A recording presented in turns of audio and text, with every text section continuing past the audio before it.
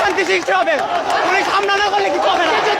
আজকে যদি পুলিশ সেনাবাহিনী যদি ওদের পক্ষ না, আমরা ওদের বর্জন করবো। পুলিশদের বর্জন করা হবে আজকে। যদি শিক্ষা উপদেষ্টার পদত্যাগ না করা হয়, আমরা সবাই টাকা তুলে শেখ হাসিনার আবার বাংলাদেশে আনবো। শেখ হাসিনা ভালো ছিল। এই সরকার যদি যদি এই আন্দোলন, এই ছাত্র সমাজের দাবি না মেনে নেয়, তাহলে কি হলো আমাদের, কি হলো আমাদের দাবি, কি যে আমাদের আন্দোলন। আমি 3 দিন টিয়ারশেল খাইয়া বলেছিলাম, আমি জুলাই 89 3 দিন বলেছিলাম টিয়ারশেল খাইয়া। আমি শুধু শিক্ষা উপদেষ্টা না, তার সাথে যারা সংশ্লিষ্ট শিক্ষা সচিব, শিক্ষা উপদেষ্টা, ঢাকা বোর্ডের চেয়ারম্যান বাংলাদেশ আমরা মিডিয়াকেও একটা কথা বলে দিতে চাই, আমরা আপনাদের পথ বর্জন করবো। আপনারা লাশের সঙ্গে ঠিকভাবে বের করতে পারেন না। আপনারা কিসের মিডিয়া হচ্ছেন? আপনারা কেন মিডিয়া হচ্ছেন? আপনারা জুলাই গণঅভ্যুত্থানের সময় একই কাজ করছেন, তখন কিন্তু আমরা আপনাদেরকে বর্জন করছি। এখন যদি আপনারা ঠিকভাবে লাশের তদন্ত না করতে পারেন, না বের করতে পারেন, আমরা আপনাদেরকে বর্জন করব।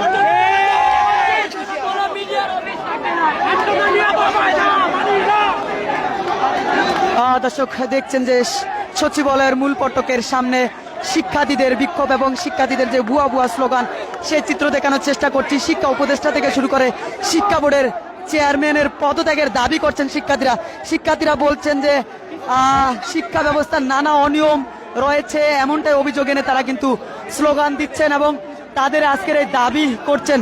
শিক্ষার্থীরা প্রথমে ঢাকা বিশ্ববিদ্যালয় হয়ে দোল চত্বরে একটি বিক্ষোভ মিছিল নিয়ে শিক্ষা ভবনের মোড়ে আসেন এবং শিক্ষা ভবনের মোড়ে আসার পরের যে চিত্র আমরা দেখতে পেয়েছি, শিক্ষা ভবনের মোড়ে এসে শিক্ষার্থীরা কিন্তু শিক্ষা সচিব দুজনের বলতে চাই, আজকের মধ্যে চাই, এই মুহূর্তে সন্ধ্যা 6টার মধ্যে এটা করতে হবে অবশ্যই। শুনছেন যে জীবনে খেলা করা মানি না, মানবো না। আমাদের 2টা 3টে বাজে দেখেন, রাতে 3টে আমাদের নোটিশ দেয় যে পরীক্ষা হবে না। এটা কোন ধরনের? এটা অমানবিক, এটা অমানবিক। শিক্ষা সচিব ইভেন মন্ত্রণালয়ের চেয়ারম্যান আছে, শিক্ষা সচিব, শিক্ষা উপদেষ্টা ক্ষমাতে পদত্যাগ করতে হবে, ক্ষমাতে।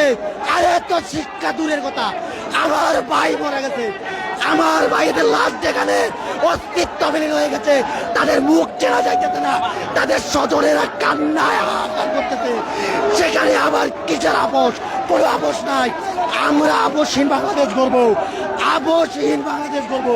যদি আমাদের থাকতে হয় আমরা থাকবো, আমরা যেখানে থাকতো রাজপথে থাকবো। ইভেন দেশের সম্পদ, এখানে সবাই আন্দোলন করতেছে, আপনারা দেখতেছেন, কেউ দেশের সম্পদের উপর আঘাত করে না। আমাদের প্ল্যান হলো আমরা দেশের কোনো সম্পদের উপর আঘাত করবো না, গাড়ি কিংবা কোনো জায়গায় আঘাত করবো না, গাড়ি তো আঘাত করবো না। কেন করবো? এটা দেশের সম্পদ, আমরা দেশের সম্পদকে রক্ষা করবো। সুষ্ঠুভাবে আমরা চাইতেছি সমাধান হোক। সুষ্ঠুভাবে সমাধান না হলে ছাত্র সমাজ যে সিদ্ধান্ত নেওয়া দরকার সেই সিদ্ধান্ত নেব। এখন পর্যন্ত আমরা কোনো ধরনের পদক্ষেপ, আপনারা কোনো আলটিমেটাম দিতে চান কিনা? এখান থেকে দেওয়া হয়েছে, আমাদেরকে বিভিন্ন জায়গা থেকে বিভ্রান্ত করে এখানে এনেছে। আমরা এই মুহূর্তে আমাদেরকে বিভ্রান্ত ছড়ানো হয়েছে, আমাদেরকে এক জায়গায় বলা হয়েছে, আমরা ওখানে গেছিলাম, আবার আমরা এখানে এসেছি, এখানেও আমাদেরকে বলা হয়েছে তোমরা ডিসিপ্লিন মেনটেন করো। আমরা আমাদের ডিসিপ্লিন মেনটেন করতেছি, আমরা যথেষ্ট ডিসিপ্লিন মেনটেন করতেছি। যদি আমাদের ডিসিপ্লিনের মূল্যায়ন না করা হয়, আমরা আমাদের যা করার তাই করব, সিদ্ধান্ত আমরা নেব। এটাই সারা বাংলাদেশের ছাত্র জাগরণকে বলবো, তোমরা জেগে ওঠো। আমরা আপোষহীন রাষ্ট্র করতে চাই, বৈষম্যহীন রাষ্ট্র করতে চাই। এই মূর্খ যারা শিক্ষা ব্যবস্থাকে ধ্বংস করে দিচ্ছে, এই মূর্খদের পদত্যাগ চাই, যোগ্য মানুষ যোগ্য স্থানে চাই। এটাই যেমনটি শুনছেন, শিক্ষার্থীরা বলছেন যে শিক্ষা উপদেষ্টা, শিক্ষা সচিব এবং শিক্ষা বোর্ডের চেয়ারম্যান তাদেরকে পদত্যাগ করতে হবে। শিক্ষার্থীরা বলছেন যে গতকালকে মধ্যরাতে কেন হঠাৎ করে পরীক্ষা স্থগিত করা হবে, কারণ শিক্ষার্থীরা বলছেন যে উত্তরায় যে ঘটনাটি ঘটছে সেটি নিয়ে মূলত শিক্ষার্থীরা একটি আতঙ্ক বা একটি পরিস্থিতির মধ্যে ছিল। সেই পরিস্থিতির মধ্যে কেন হঠাৎ এরকম সিদ্ধান্ত নিয়েছেন, সেই অভিযোগও শিক্ষার্থীরা করছেন। অন্যদিকে আমরা দেখতে পেয়েছিলাম যে শিক্ষার্থীরা ঢাকা বিশ্ববিদ্যালয়ে যে বিক্ষোভ মিছিলটি নিয়ে এসেছেন, সেটি শিক্ষা ভবনের মোড়ে আসার পর পুলিশের ব্যারিকেড ভেঙে দিয়ে তারা কিন্তু প্রথমে শিক্ষা ভবন প্রবেশ করেন। পরে আমরা দেখতে পাচ্ছি সেখান থেকে তারা, পরে আমরা যেটি দেখতে পেয়েছিলাম, তারা সচিবালয়ের মূল ফটকের সামনে আসেন। মূল ফটকের সামনে আসার পরে আমরা দেখছি যে শিক্ষার্থীদের কেউ কেউ কিন্তু মূল সড়কের মধ্যে বসে পড়ে এবং স্লোগান দিচ্ছেন এবং তারা তাদের বলছেন যে তাদের দাবি না মানা পর্যন্ত তাদের আন্দোলন চলবে। এবং কিছুক্ষণ আগে আমরা দেখেছি শিক্ষার্থীরা বলছেন যে সারা বাংলাদেশের শিক্ষার্থীদেরকে ঐক্যবদ্ধ হতে বলেছিলেন, এমনটাও কিন্তু শিক্ষার্থীদের পক্ষ থেকে আমরা জানতে পেরেছি।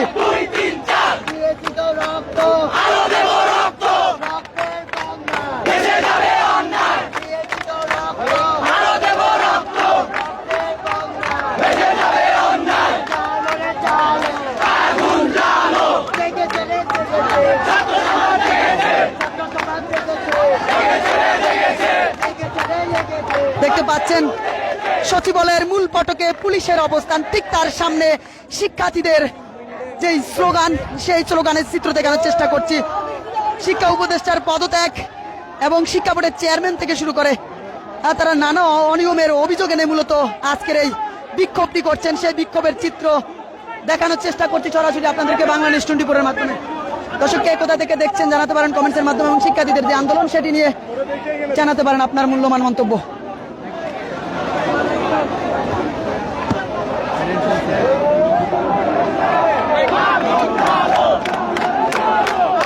দেখতে পাচ্ছেন সচিবালয়ের সামনের সড়কে শিক্ষার্থীরা বসে পড়ে স্লোগান দিচ্ছেন, সেই চিত্র দেখানোর চেষ্টা করছি সরাসরি আপনাদেরকে বাংলা নিউজ 24 এর মাধ্যমে। শিক্ষা উপদেষ্টার পদত্যাগ চাই, শিক্ষা উপদেষ্টার পদত্যাগ, শিক্ষা সচিবের পদত্যাগ।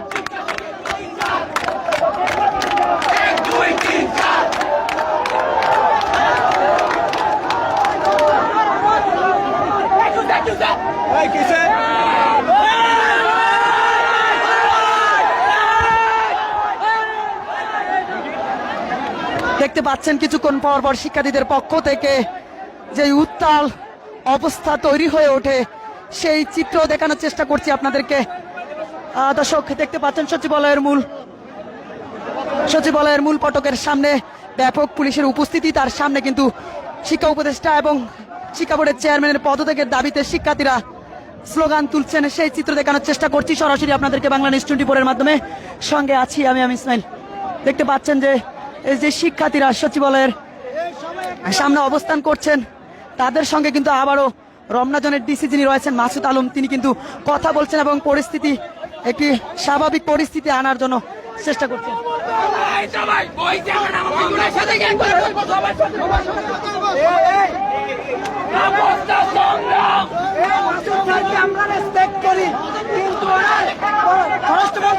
কিভাবে পাঠাইছে এতদিন পর্যন্ত পোলাবাড়ির উপরে মানসিক ট্রমা দেওয়ার পরে, কালকে একটা অমানবিক চিন্তা ভাবনা ডিসিশন নেওয়ার পরে কিভাবে আপনি এখানে আসেন?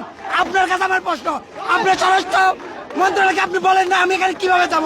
আপনি বলে দেন আপনি ব্যর্থ, ওনাকে পদত্যাগ করতে হবে, শিক্ষা সচিবকে পদত্যাগ করতে হবে। এসে আপনি গুলি চালাতে পারেন, অ্যাকশনে যেতে পারেন, লরির অর্ডার দিতে পারেন, আমরা চলবো না, তুমি একটা কাজ আমরা করছো, চলবো না, বলি আমরা চলবো না। একটু দাঁড়াও, কথা বলেন। কিছুরই আলোচনার পথ আছে, আলোচনা করে তারপরে কথা বলতে হয়। ওনার কোনো এত উত্তেজিত হওয়া যাবে না। আরে তুমি গেছো দেশ স্বাধীন করতেছো না, শোনো। ওনার কোনো সফলতা নেই, ওনার ব্যর্থতা আমাদের উপর দায় চাপাই দিচ্ছে।